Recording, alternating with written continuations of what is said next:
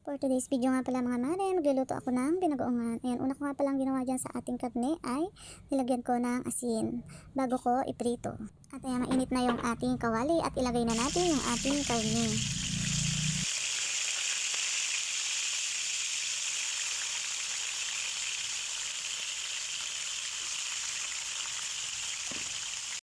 At habang nakasalang yung ating karne ay ihahanda ko na yung ating sangkap na talong.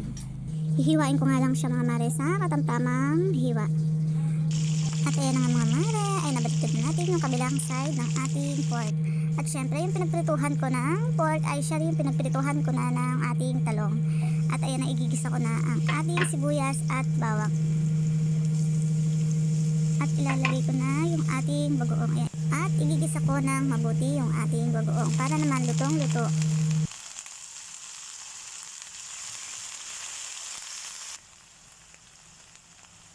Sinimot pa ng marinyo, sayang naman yung natira sa plastic.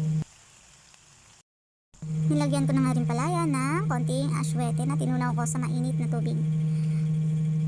At pagkatapos niyan, ilalagay na natin yung ating piniritong talong at yung ating piniritong karne. Siguradong taob na naman yung aming kaldero. Gaganahan na naman yung aking mga anak dahil gusto nila yung ulam na yan. Ayan mga mare, itry nyo na yan. Simple ideas mula kay Kumari nyo, piling vlogger.